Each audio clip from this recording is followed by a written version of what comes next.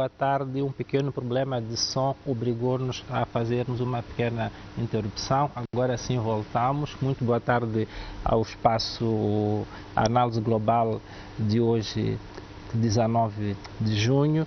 Vamos abordar 3 assuntos: o reganho da tensão no leste da República Democrática do Congo, a visita dos principais líderes europeus à Ucrânia e, finalmente, iremos procurar saber se a China tenciona, de facto, invadir a ilha de Taiwan. Estes são os assuntos que irão corporizar o nosso espaço de hoje. Carlton, hoje iniciamos por si. Muito boa tarde. Quais são os factos da semana que elegeu? Muito boa tarde. Os meus respeitosos cumprimentos a todos que nos acompanham a partir de casa, aqui e fora de Moçambique. Um forte abraço para vocês os dois aqui no estúdio. Eu elegi um assunto que tem várias dimensões, mas no meio de uma semana muito rica em termos de questões de relações internacionais, sobretudo na dimensão política, até econômica, economia política internacional. Mas o que eu estou a olhar é a questão do gás, que está a animar o mundo na atualidade, a violência e até a dimensão de Moçambique. Nesta semana que terminou, ouvimos a Tanzânia fazer um anúncio muito grande do processo de exploração de gás que vai acontecer no seu território. Esta semana ouvimos o Qatar a fazer as aproximações à Total para a exploração do seu gás, que coloca a Total mais uma vez numa posição privilegiada na geopolítica do gás, dos recursos no mundo. Isto não é por acaso. Há uma grande diplomacia muito forte que a França está a fazer para poder ter acesso a estes recursos. E sobretudo nesta altura do conflito ou da guerra na Ucrânia, o que faz muito sentido para quem está a analisar. Estas não são puras coincidências. Para além disso, neste momento que se fala de gás, ressurgência do gás na Tanzânia, em Moçambique há uma ressurgência da violência terrorista, que para mim não é uma mera coincidência. Eu ouvi o Presidente da República dizer que os terroristas foram fazer a violência, estão a fazer a violência agora, estão à procura de comida. Sim, senhora, é um facto. Ouvi o antigo Presidente de Moçambique, Armando Guebuza, dizer que não podemos olhar para esta violência como coisa simplesmente de pobreza, de juventude, de emprego, o que de facto não pode ser única explicação, mas não podemos negar essas dimensões que quer o antigo Presidente, quer o atual Presidente fala. Mas o que me chama a atenção nisto é a coincidência, que eu acho que não é uma pura coincidência. É que estava programado no discurso político de Moçambique o início da exploração do gás neste segundo semestre. E coincidentemente é neste segundo semestre que começa a haver muita violência, ou ressurgimento da violência, sobretudo em locais perto da capital Pemba. Então, isto leva-me a fazer muitas análises para não olhar este problema de violência em Cabo Delgado única e exclusivamente com uma dimensão interna. Há uma dimensão externa que já não se pode ignorar e também não acredito em puras coincidências. Muito obrigado, Carlton. Paulo Watts, boa tarde. Quais são os factos que elegeu? Boa tarde. Boa tarde a Cláudio, boa tarde a Carlton. Boa tarde aos telespectadores que nos assistem de Moçambique e do exterior. Eu também escolhi um tema muito parecido com o do Carlton, mas a mim me leva também ao exterior. Vi o Carlton a partir do exterior, eu vou começar de Moçambique para o exterior. Que apesar de tudo que o Carlton disse, e concordo em relação à questão da violência, em relação à questão do turismo, a questão da intensificação, não diria de ataques, mas está a haver mais intensificação de uma espécie de disseminação de informação que cria pânico nas pessoas. Dizer que daqui a pouco, quando vir atacar esta aldeia, estão em direção desta aldeia e depois escreveram uma carta, deixaram naquele sítio. Era uma tática que também a Renamo usava muito nos tempos da Guerra dos 16 anos. Então, uma informação que ninguém é dono, mas que circula. E cria pânico, as pessoas fogem e, de fato, pode haver um ou outro ataque. Mas, mais do que isso, eu também queria ressaltar ontem, dia 18, surgiu um comunicado de imprensa da N e a NH, a informar que oficialmente o dia 18 é o dia do início da exploração de gás em Moçambique a partir da plataforma que está no mar. Esta é uma notícia também boa para aquilo que é o robustecimento da economia moçambicana, o que também lança desafios. Mas vou falar primeiro do robustecimento, quer dizer, nós temos já a explorar gás desde 2004, se não estou equivocado, mas a partir da década de 2000. 2000 é a concessão, 2004 acho que estamos a explorar gás, mas nunca falamos tanto do gás como estamos a falar do gás de Pemba. E o gás de Pemba tem o condão de ser muito, em termos de quantidade, falam de mais de 125 TCF, dizem que isto é muito gás. Dizem que isto é muito gás os especialistas, porque eu não entendo muito dessa área. E o início da exploração parece que explora 6 poços, e que se fala que este segundo semestre, numa terminologia um pouco oca, esse segundo semestre haverá o primeiro carregamento. Se são 6 poços a ser bombeados, certamente que não vai ser provavelmente no próximo mês ou depois do próximo mês, e que podemos já ter a primeira exportação desse gás. O que isso significa em termos de renda para o país? O que isso significa em termos de controle dessa produção no mar, a sua exportação e a determinação do que fica em Moçambique? É um desafio para o país muito grande, mas sobretudo também uma oportunidade. Não podemos só olhar a parte negativa, é uma oportunidade não só de aumentar aquilo que é o PIB, mas de aumentar a renda do país, que tem que ser distribuída, não no sentido que nós pensamos em distribuir dinheiro, em forma de serviços como escola, hospitais, e até a ideia que existe, parece que é encabeçada pelo Banco de Moçambique, se não estou equivocado, do Fundo Soberano. Todo esse debate, esse debate precisa de ser cada vez mais coerente, transparente e contínuo, porque parece que em algum momento ficou-se interrompido esse debate da criação do Fundo Soberano. Quem estava em frente do assunto está, na minha opinião, de alguma forma atrasado em relação ao que está acontecendo no terreno.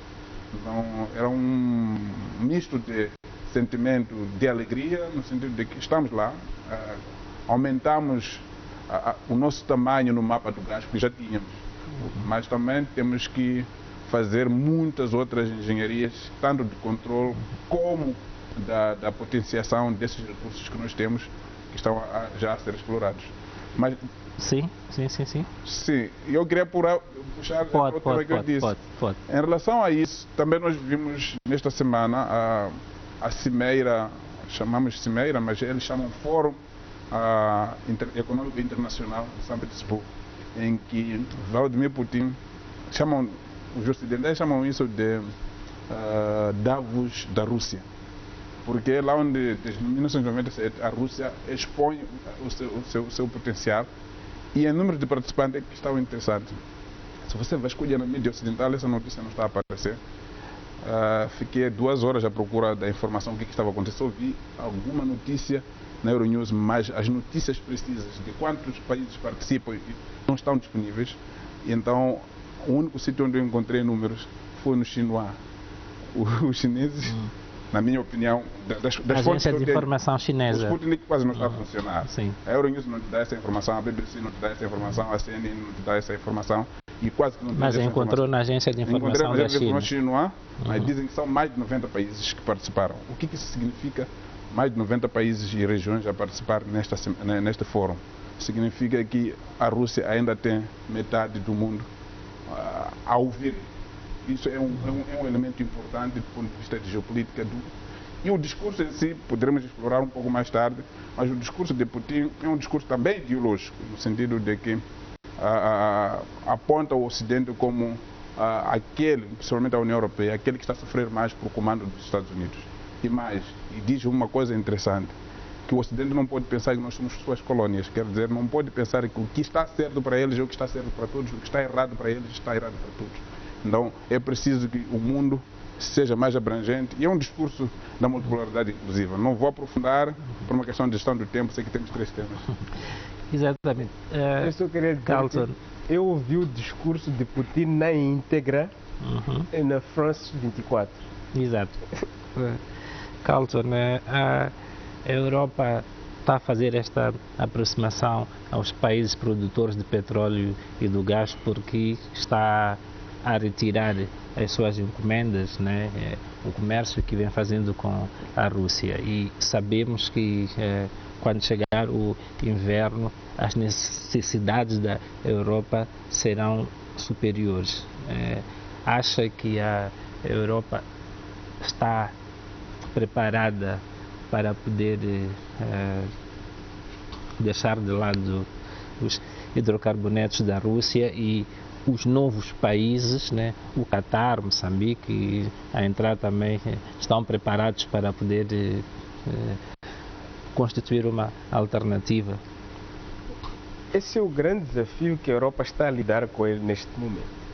Mas eu diria que os europeus estão-se a preparar também para sofrer. Porque é isto que vai acontecer. Aliás, eles já estão a sofrer agora. Quem acompanha as notícias vê que os britânicos já estão a fazer manifestações. A subida dos preços, exatamente. Sim, eles já estão a sofrer. Não é? E neste momento há de haver uma discussão. E aliás, o discurso do Vladimir Putin que eu vi num canal francês, na íntegra, ele fez questão de salientar o sofrimento dos europeus. Que ele diz que estas coisas das sanções, aliás, falou muito tempo sobre as sanções. Ele diz que isto é uma espada de dois gumes, não é? Veja só, ele deu destaque. Paulo Ache já tinha dito isso aí. Exato, mas ele deu destaque no discurso dele ao sofrimento dos europeus, não deu destaque ao sofrimento dos russos. Ele mencionou, quem está atento percebe que ele diz, apesar disto estar-nos a doer, não dói tanto quanto dói nos europeus, e os europeus é que vão se ajoelhar para voltar aqui para nós. Este é um discurso que ele faz dominante, depois faz o show-off da economia russa, as taxas de juros, a inflação, tudo isto. Aliás, ele falou num fórum econômico de São Petersburgo. E era de esperar que ele salientasse o lado econômico. Agora, o lado de nós outros que estamos aqui é uma oportunidade, não é? Mas o mercado do gás tem as suas próprias lógicas. E não vamos nos surpreender se algum do gás que vai sair aqui já está vendido, não é? Porque tem as suas lógicas. Mas não deixa de ser um elemento saliente, porque quem explora esse gás nos nossos países não somos nós, são as empresas desses países onde há necessidade de gás neste momento. Então, tudo isto pode nos dar outra ginástica. Agora, se eles estão preparados para substituir rapidamente, os próprios europeus já disseram que não. Estão à espera de fazer uma redução substancial até dezembro, que é a altura de pico do inverno. Não, é preciso acrescentar uma coisa. Estão para fazer a substituição gradual do petróleo, não do gás. O gás não é assunto de debate na União Europeia. Ainda não tem nenhum protocolo de sancionamento. Aliás, dizer uma coisa. A Gazprom, por causa da Alemanha estar a aportar, por causa dessa viagem do primeiro-ministro, 2 dias antes, reduziu o gás que passa pelo pipeline número 1, a Gazprom 1. Não a Gazprom, a Nord Stream 1. Isso tem implicações. Algumas fábricas siderúrgicas da Alemanha fecharam por falta de energia. Então, não estamos ainda a falar do gás. O gás ainda não é assunto na negociação entre a União Europeia e estamos a falar do petróleo. O petróleo que a Rússia apenas exportava uma parte que correspondia a 40% do consumo da Europa. Exatamente, mas Paulo, acho que iremos a esse assunto no segundo tema. Vamos sim acompanhar o reganho da tensão entre a República Democrática do Congo e o Ruanda. Tudo isso porque a rebelião M23 tem estado a intensificar as suas ações e já ocupou uma das principais localidades da cidade de Goma, que se chama Bunagana. Vamos acompanhar a notícia, é do jornalista Edson Magaia. O presidente queniano Uhuru Kenyatta defende a instalação da Força Regional da África Oriental no leste do Congo Democrático para conter a degradação da segurança naquela zona e a consequente deterioração das relações entre a República Democrática do Congo e o Ruanda. Depois da ocupação de Bunagana pelo movimento 23 de março, mais conhecido por M23, hipoteticamente apoiado pelo Ruanda, 2 igrejas públicas e várias residências de tutsis congoleses foram vandalizadas e destruídas em Goma. A polícia congolesa foi mesmo obrigada a intervir para travar esta onda de xenofobia anti-tutsi na maior cidade do leste da RDC. O Congo Democrático tem acusado o Ruanda de financiar e armar o M23, enquanto Kigali sustenta que as forças democráticas de libertação do Ruanda atacam alvos no território ruandês a partir de bases instaladas no Congo-Kinshasa.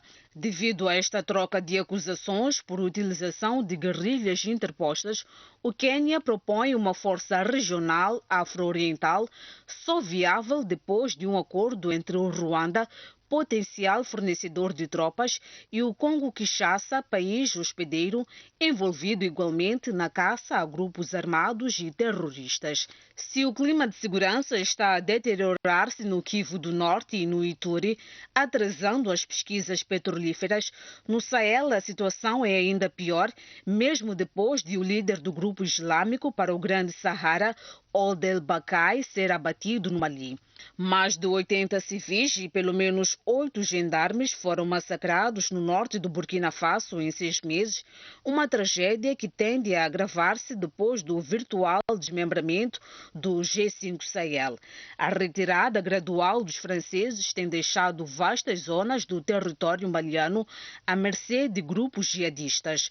O massacre no Sahel praticamente eclipsou a transferência de requerentes de asilo da Grã-Bretanha para o Ruanda, que pode permitir ao Estado ruandês ganhar 140 milhões de dólares numa primeira fase. Kigali já tinha preparado um centro de acolhimento para 100 imigrantes.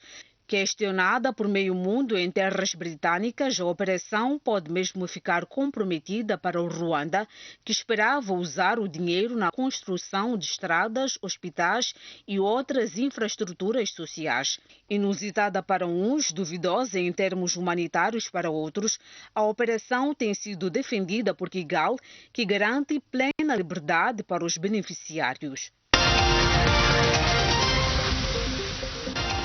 Calter, uma rebelião que em 2013 foi derrotada, praticamente aparece 9 anos depois com uma capacidade de fogo, né, que surpreende a toda a gente. O que é que falhou aqui assim? Já tínhamos falado no princípio do mês, né, quando abordamos este assunto, sabemos que o processo de desarmamento e a reintegração, né, falhou, sim, mas agora, em termos estratégicos militares, como é que se permitiu que a rebelião se reconstituísse com tanta força? Essa é uma pergunta interessante. A resposta vale $1 milhão, porque hoje estamos a falar de um grupo que quase morreu, mas ressuscitou. Mas isso chama a atenção para a necessidade de você fazer sempre um acompanhamento desses grupos. E, em alguns casos, pelo menos do que eu tenho estado a acompanhar, diz-se que na República Democrática do Congo a coisa mais fácil de se criar são grupos militares rebeldes. Não precisa muita coisa. $10 mil, uma KM faz muita coisa. Estou a citar isto, por exemplo, de um texto que a Selma, uma jornalista bem conhecida aqui dos tempos, que ela abordou isso num tempo, só para não plagiar as coisas, né? E que dizia-se claramente que $10 mil e uma arma faz a violência na RDC Congo, em qualquer parte de África, não precisa de muito. Então, naquela zona é muito fácil criar esses grupos. Mas também se diz-se que este grupo M23 se repartiu em vários outros grupos. Por isso é que se fragilizou, para além da dimensão de fracasso na reintegração do desarmamento, como nós falamos na semana passada. Não tivemos muito tempo para elaborar isso. Hoje já se sabe isso. Agora, também se sabe que nesta zona há uma coincidência que para mim não é pura coincidência. A questão dos recursos. Tem muitos recursos aqui. E a peça é feliz em falar da questão da exploração, pesquisa, prospecção e exploração de recursos e de hidrocarbonetos nesta zona. Então, há muito interesse quanto a mim, em mostrar ao mundo que a zona do Índico e o interior do Índico para o interior, é uma zona rica em recursos naturais, sobretudo hidrocarbonetos, que não estavam a ser explorados, porque antes a exploração estava do outro lado de África, que é do lado do Atlântico. Então, esta coincidência para mim não é pura coincidência. E o fator Ruanda aí tem umas coisas a dizer. Paulo Aches? Há vários fatores que poderíamos apontar, talvez muito fortes. O primeiro fator é poder. Vou explicar esse fator com algum detalhe. O segundo fator é a questão étnica como instrumento do alcance do poder ou da manutenção do poder. O terceiro fator há de ser os recursos naturais abundantes. Não vou me alongar nos recursos naturais, porque é um assunto que quase se debate com facilidade e com alguma profundidade em alguns casos. Vou explicar o que eu quero dizer com poder. Nós não podemos ignorar a questão da política externa do Ruanda. O Ruanda, de uns tempos para cá, desde que Kagame ascendeu ao poder, quer manter o poder. E sabe que tem rivais de outra etnia. E esses rivais, por algum tempo, conseguiram refúgio em muitos países. Mas a política externa do Ruanda hoje consegue, ou por via como está a acontecer com o Reino Unido, devolvê-los ao país, ou então faz parcerias com esses países que acabam deixando o espaço para que eles sejam devolvidos ao país. E para serem julgados ou para serem controlados, no mínimo, se quisermos dizer, se são devolvidos e vivem como cidadãos. Então, ali controla-se o elemento de subversão ou de criação de grupos que possam querer reivindicar o espaço de poder que eles hoje ocupam. Mas com a RDC, que é um país vizinho, com uma etnia muito parecida, e por isso que a peça também fala de 3 ou 4 famílias tutsis que sofreram algumas. Por essa diferença de identidades, os Hutus que se refugiaram, não há narrativas, não há história que conta que os Hutus que se refugiaram na RDC voltaram ao Ruanda. E mais, a narrativa é que o acho que é isso, FDLR, não é? FDLR está baseado na RDC. O que significa? Que são os Hutus, aqueles que foram depostos em 1992, 93, 94, que acabou com a questão do genocídio. São os Hutus de 94 que quererão recuperar o poder dentro do Ruanda. Faz todo sentido que a política externa do Ruanda seja também desestabilizador, porque não vai conseguir, por via de negociação, retornar aqueles que estão a conseguir retornar dos países distantes. Então, desestabilizar o Ruanda é uma forma de mostrar que temos aqui elementos a negociar. A questão central, que eu acho que os dois sabem, é que os refugiados, no que não são refugiados, são opositores de Kagame, estão na RDC e é preciso que haja um acordo, a paz entre os dois passa, na minha opinião, dali. Um acordo que toque neste assunto de como é que esses refugiados são controlados tanto na RDC como... Enquanto não houver esse acordo, vamos gritar, vamos dizer tudo, mas esse conflito não vai ter um fim, porque mesmo que não seja o M23, vai sair um M24, um M25, um M47, há de sair um grupo que vai representar os interesses, pelo menos, do Ruanda, enquanto um país que sente que o seu país alberga grupos empresários. Eu disse, a manifestação que houve em Kinshasa não é uma manifestação ingênua, é uma manifestação de grupos influentes que se sentem ameaçados com a presença ou com a negociação ou com a cedência do presidente. Isso não tem nada a ver só com o presidente, tem a ver com a estrutura de relação social e até étnica na proximidade que existe entre Ruanda e... Carlton, a rebelião M23 exige maior espaço no comando do exército congolês. Este foi um dos principais elementos que fez com que a reintegração não tivesse o resultado desejado, né? Qual é a dificuldade, né, que se encontrou aqui para que este assunto não fosse acolhido por Kinshasa? Na altura, quando se fez o DDR, haviam hipóteses de partilha de poder no comando das forças congolesas. Né? Houve algumas ações que se consideraram cosméticas para fazer a mistura. Mas são muitos grupos também dentro do M23. Dentro do M23 não houve coesão. Esta coesão dentro do M23 que faltou prejudicou o processo todo. Isto, mesmo assim, não impediu que alguns do M23 conseguissem penetrar nas Forças Armadas da RDC Congo, e mesmo penetrando nas Forças Armadas da RDC Congo, eles serviram de elemento desestabilizador mais do que elemento de coesão.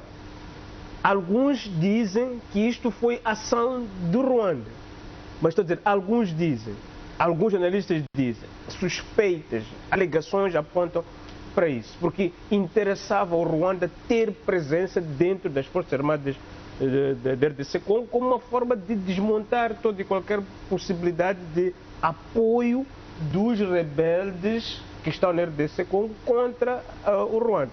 Então, isto tudo são alegações que estão a ser colocadas e que apontam para o Ruanda como culpado.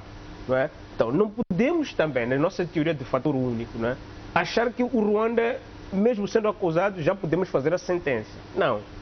Há problemas também dentro das próprias Forças Armadas da RDC Congo.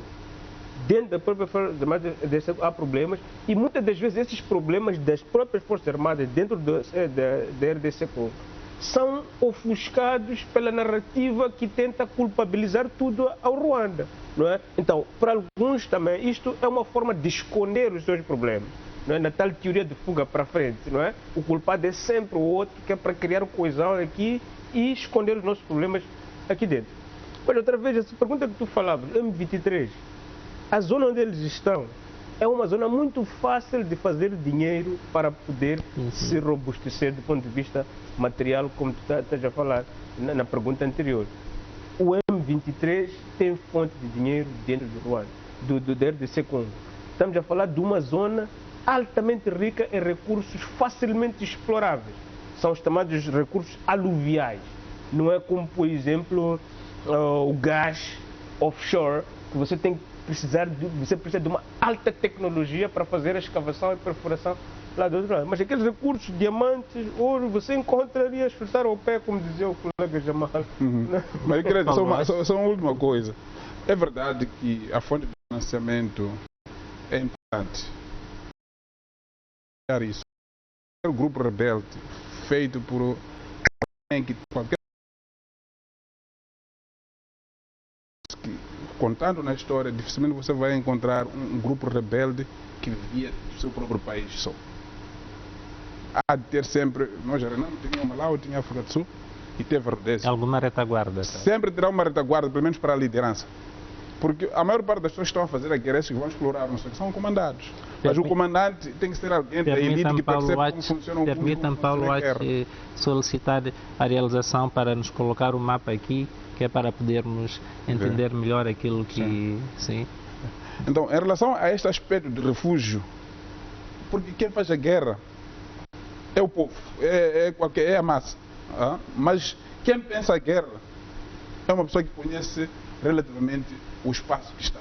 Conhece e tem relações diplomáticas, porque ele tem que ter refúgio. Aliás, é o último, há uma expressão ugandesa do tempo dos mártires de Uganda, quando os cristãos, ou como chama o cristianismo, chegou no Uganda, e o rei do Uganda não queria que os cristãos chegassem ou entrassem.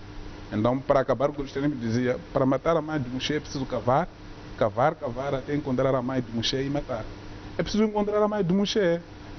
A ideia de que é fácil explorar, o líder principal desses movimentos, ele tem conexões e tem que ter conexões. É ali onde vem, onde ele busca recursos, onde ele busca estratégias. Nós estamos à procura não só do fator interno, o fator interno está lá. É um país poroso, é um país que tem fragilidades, mas a liderança tem um apoio a mais do que a questão de terra, a questão de localização. Ele não pode estar no mesmo espaço, movimentar-se nesse espaço de 1000 ou 50 km quadrados, se não pode aceder a outros espaços. É por isso que sempre a maior parte dos líderes das rebeliões, veja, lá e lá, mas está na Índia. É isso que estamos a tentar dizer. Que se você quer compreender uma guerra, tem que compreender a liderança e compreendendo a liderança há de ver onde ela busca recursos, mesmo que seja apoio moral, onde ela busca recursos para fazer essa fomentação do conflito. Calton, é certo que existe este tráfico de minerais que sai da RDC e passa pelo Ruanda, mas para tal também tem que haver alguma conivência por parte de algumas autoridades congoleses. Sem dúvidas, Cláudio. Isto vai de encontro, talvez, o que está a dizer aqui, eu acho, Sim. que eu também tenho estado a defender, que é a teoria da liquidação da liderança, não é? Que não é uma teoria que eu inventei. 2 líderes do M23 estão no Tribunal Penal Internacional. O Bosco Ntaganda tinha associações ao Ruanda. Exatamente, né? Mas mesmo assim a rebelião continua. Exato. Mas veja só uma coisa. Do ponto de vista de guerra, a teoria da decapitação da liderança, que não é uma teoria que eu inventei, os israelitas aplicam muito isso. E foram felizes, por exemplo, quando fizeram isso com Yasser Arafat. Até hoje disse que ele foi envenenado por ação dos israelitas, conseguiram decapitar a cabeça do grupo e hoje está fragilizado. Tanto é que a organização dos palestinianos não consegue ter uma liderança forte como tinha o Yasser Arafat naquela altura, não é? Aqui, na guerra colonial portuguesa, não é? Os portugueses tentaram fazer isso, matando o Mondlane, pensar que iam decapitar o grupo e o grupo... Mas houve o reverso, não é?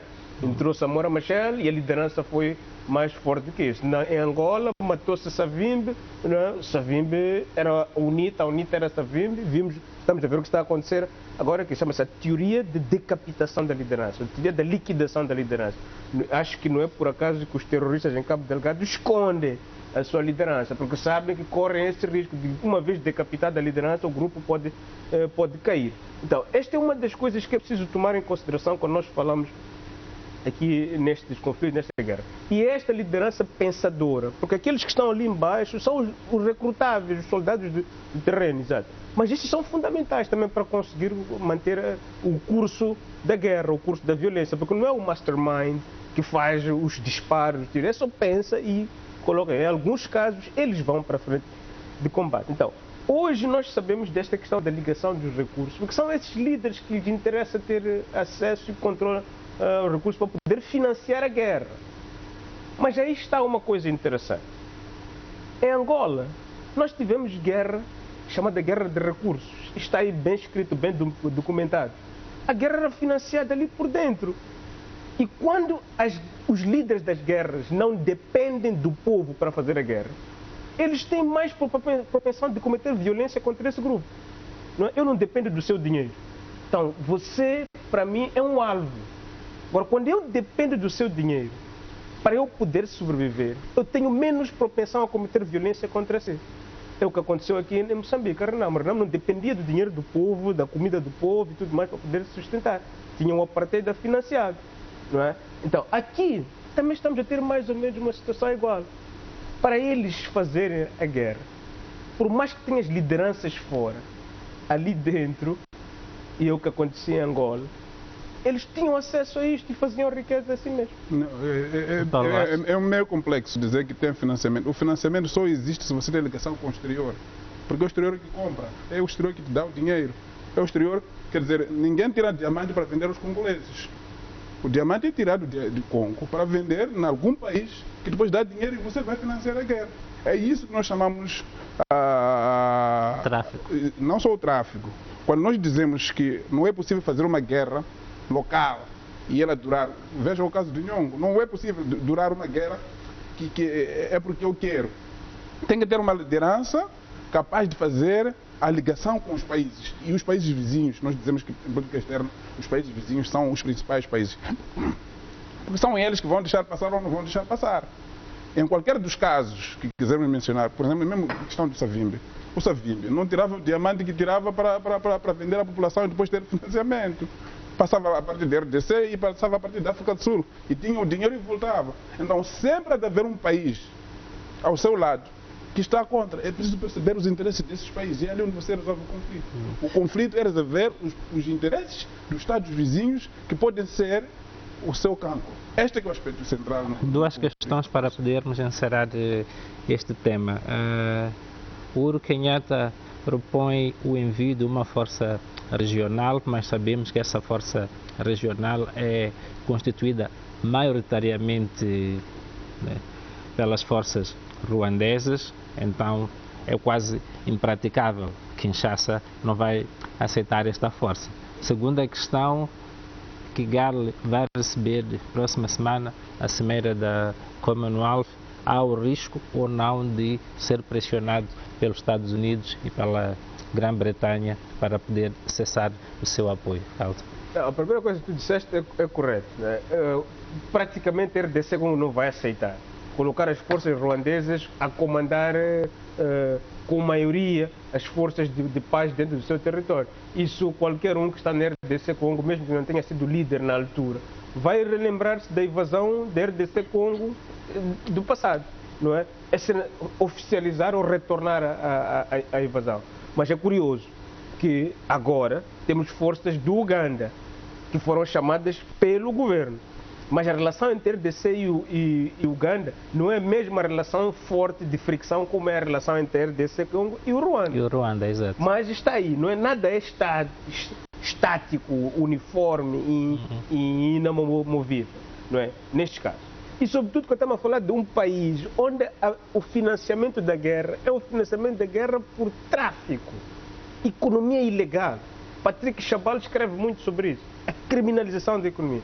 Essa criminalização da economia, alguns entram atores estatais, também lá, mas nem sempre são no comando político. Algumas vezes são atores, quer nos serviços de inteligência, quer nos serviços militares, da polícia, que participam nisso. Então, da forma como o está a falar, vai dar a impressão de que é um patrocínio estatal oficial. Não quer dizer que não há casos também que o Estado patrocina essas ações.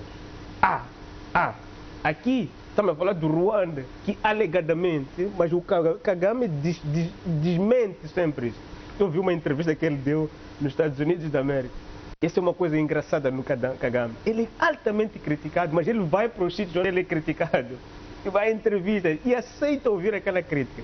O que para mim é muito bom, para ele também medir a temperatura das pessoas e fazer o ato de propaganda. Depois você diz, mas este aqui, como é que ele tem coragem de vir para aqui para ser criticado? E sabe que não está a criticar ele? Ajuda-se. Por último, eu defendo que é preciso ter capacidade local. E capacidade local é que significa nós, africanos, também nos organizarmos para ter as nossas forças bem organizadas. Desde quando a SADC está a falar de stand-by force? Não é nada para além de retórica só. Eu defendo que era preciso criar no Índico força naval bem capacitada. No interior, força aérea bem capacitada. No Atlântico, força naval bem capacitada. Em caso de necessidade de reação rápida, você tem do Atlântico e do Índico capacidade para intervir. Agora, onde colocar isso é a grande incógnita. Quem financiar isso? Quem financiar isso também é a grande incógnita. A Cimeira da Commonwealth vai ser pressionada, sem dúvida. Eu ia dizer duas ou três coisas. A primeira das quais é dizer que quando eu estou a falar, estou a olhar um Estado. Estado, estou a falar de governo, população e território bem controlados. Então não há possibilidade, a médio e longo prazo, um ator individual ou escolhido agir de forma individual a fazer tráfico, a passar de um Estado. Agora, se nós partirmos de outros pressupostos de Estado, está bem, quer dizer que o Estado é frágil, então todo o conflito está explicado. Mas se você pressupor que o Estado está funcionando na sua plenitude, então não tem como o Estado ter 2, 3 anos sem descobrir uma linha de tráfico ilegal de droga. Sem descobrir uma linha. Por quê? Porque o Estado está a funcionar. Esse é o aspecto central. Então, não estou a analisar, estou a fazer uma análise daquilo que é um Estado normal. Agora, os Estados anormais nós sabemos que existem, estão lá, e o RDC é um dos Estados anormais, porque não tem essa capacidade de controle do território, mas o Ruanda não é igualmente um Estado anormal. Essa que é a questão. E é o Ruanda que aparentemente não é um Estado anormal que é acusado. Essa que é a questão que estou a levantar. Mas vamos passar para o ponto que você faz a pergunta. A pergunta que faz é se é viável ou não, porque o Ruanda vai estar. Eu penso que mesmo que aceitasse ou não aceitasse, O problema não está ali, o problema está nessa liderança não querer tocar no problema. Que o problema são os interesses nacionais do Ruanda e da RDC. Por um lado, a proteção dos supostos refugiados, ou que não são refugiados, opositores na RDC. Por outro lado, a perseguição desses. É preciso encontrar um termo comum aqui entre a RDC e o Ruanda para fazerem a paz. O resto vai ser mitigação, acalmar e tudo mais. Mas não acho que vai ser uma solução. Se a solução tem que ser procurada ali, na minha opinião. A Cimeira da Commonwealth? A Cimeira da Commonwealth não acho que tenha condições de pressionar Kagame no seu espaço. Porque Kagame é filósofo, é preciso dizer isso também. E filósofo daqueles que têm orgulho daquilo que conseguiu nos últimos anos de governação. Então, não há pressão suficiente para Kagame no seu próprio espaço. Muito bem, vamos então ao nosso segundo tema. Líderes europeus escalaram Kiev para poder manifestar o seu apoio à Ucrânia contra a invasão da Rússia. Vamos acompanhar a notícia, é do jornalista Edson Magaia. O presidente francês Emmanuel Macron disse que a França vai introduzir uma economia de guerra para enfrentar desafios atuais e futuros. Paris considera urgente a produção de equipamentos militares, prevendo uma nova legislação que permita requisitar serviços de instituições para responder a esse objetivo. Confortado pelos resultados da primeira volta das legislativas francesas, o presidente gaulês apelou ao voto responsável na segunda volta para acabar com a desordem nacional, como a França procura fazer para extinguir a desordem externa. O tom marcial surgiu antes de Macron visitar na linha da frente a Moldávia, Romênia e a Ucrânia. Em Kiev, perante o presidente ucraniano Volodymyr Zelensky, o chanceler alemão Olaf Scholz e o presidente romeno Klaus Iohannis, Emmanuel Macron anunciou o estatuto de candidato à União Europeia, permitindo este país do leste superar algumas etapas na adesão à Europa comunitária. A Europa aprova ainda o plano da ONU que permitiria viabilizar a exportação de trigo e outros cereais ucranianos, o que implica o levantamento do bloqueio naval russo prometido por Moscou ao presidente da União Africana, Macky Sall.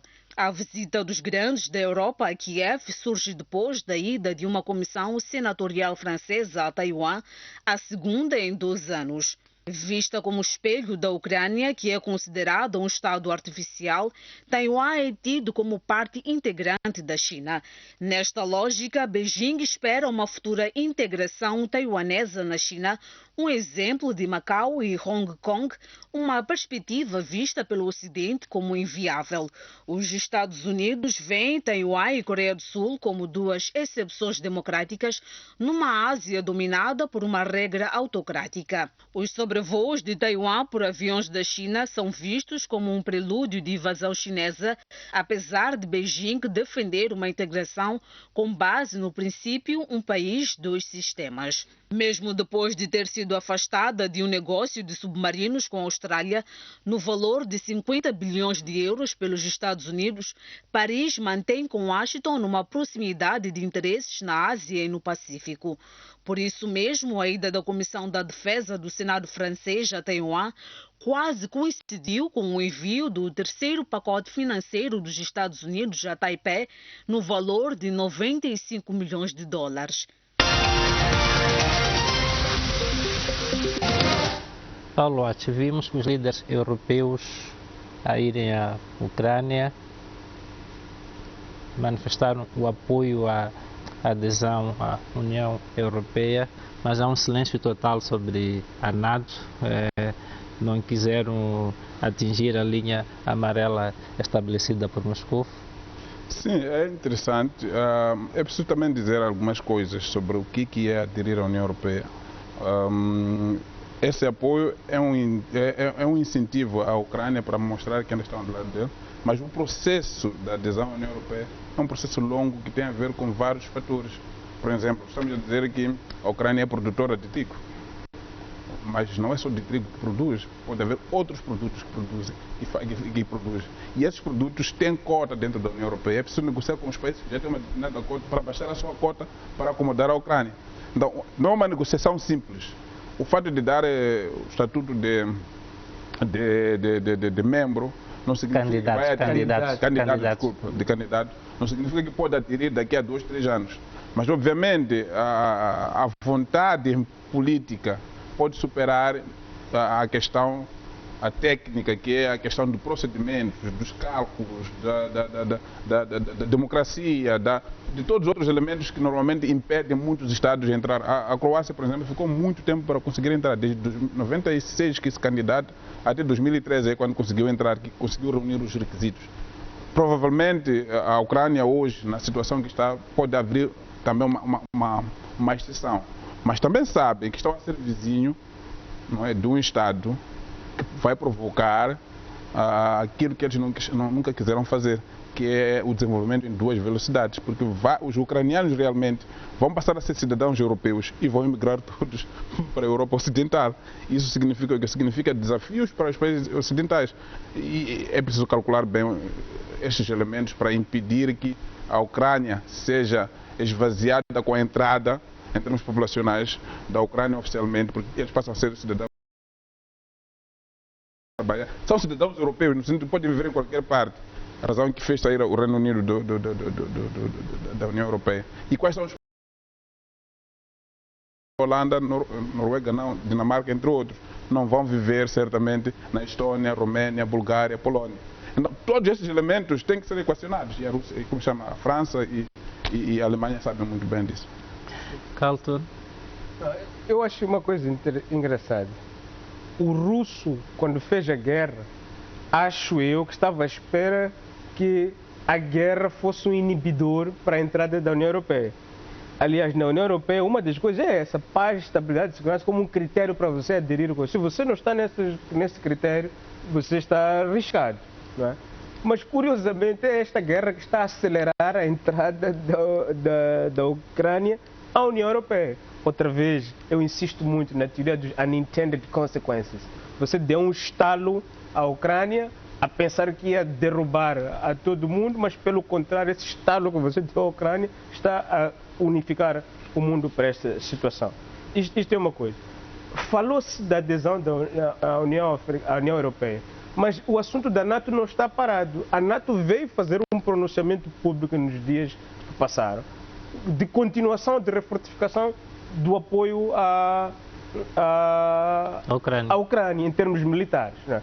Mas a discussão sobre a NATO, neste momento, está parada porque já vinha naquela condição que o russo impôs. Não é? Quando foram as primeiras rondas negociais, a questão da neutralidade. Porque a NATO agora não quer se envolver diretamente nas forças de combate no terreno. O que eles estão a fazer, que já é uma guerra entre a Rússia e a Ucrânia, é através desse armamento. Por último, se a NATO não quer disparar para a Rússia no terreno, a Rússia também tem medo de disparar para a NATO. Porque nós estamos a fazer análise da Rússia e a NATO virando deste lado aqui para a Europa, não é? A Rússia para a Europa. Mas nós estamos a esquecer também que o mundo é deste lado também para o Oceano Pacífico. Então, a Rússia está no meio de 2 flancos, que é o flanco europeu e o flanco americano. A Rússia é grande para ser demolida, mas a Rússia está encurralada em 2 lados. Então, quer a NATO tem medo de disparar para a Rússia também tem medo de disparar para a NATO. Agora gostei. Não, eu estava a ler o seu discurso no início, agora fez o discurso de equilíbrio. No início você disse que a NATO não quer atacar a Rússia. Mas a Rússia tem medo. Agora... Não, os dois têm medo. Esses já estão em guerra. Agora sim, agora estou de acordo. É que agora equilibrou o discurso. No início estava desequilibrado. É só isso. Mas ok. Estamos bem no fim. Sim. E também gostaria que olhássemos esta provocação que o Edson Magaia nos lança, dizendo que a Ucrânia pode ser o espelho da China naquilo que a China olha para Taiwan. Paulo Acha. A China, bom, eu penso que a China acompanhamos semana passada a invasão, quer dizer, invasão entre aspas, né? Os países grandes que sobrevoaram. Sim. Os países grandes prezam muito as ideologias, porque eles sabem que as coisas acontecem com base em princípios ideológicos. E a China tem uma ideologia que é muito conhecida, que é o pacifismo, não é? Quer dizer, coexistência pacífica. Teria muita dificuldade de romper com esse para fazer uma guerra e ocupar a força. A China ainda acredita que por negociações vai conseguir, apesar de filosoficamente as duas partes, aqueles que governam Taiwan e aqueles que governam o Beijing, tenham filosofias diferentes, mas ela quer manter, se quer ser uma grande potência no mundo, tem que manter os princípios como chama, ideológicos que conduzem o Estado. Se ela fizer a força, vai quebrar a ideia de uma China de coexistência pacífica. Carlton? Eu não acredito que a China vai invadir. Isto é um teste, só que este teste já está a fazer os taiwaneses ficarem habituados aos sobrevoos, né, que faz parte do dia a dia de hoje. Mas não deixa de ser uma coisa preocupante para os próprios taiwaneses. Muito obrigado. Obrigado também, caro telespectador. Chegamos ao fim de mais um programa Análise Global. Nós voltamos daqui a uma semana. Fique bem. Até lá.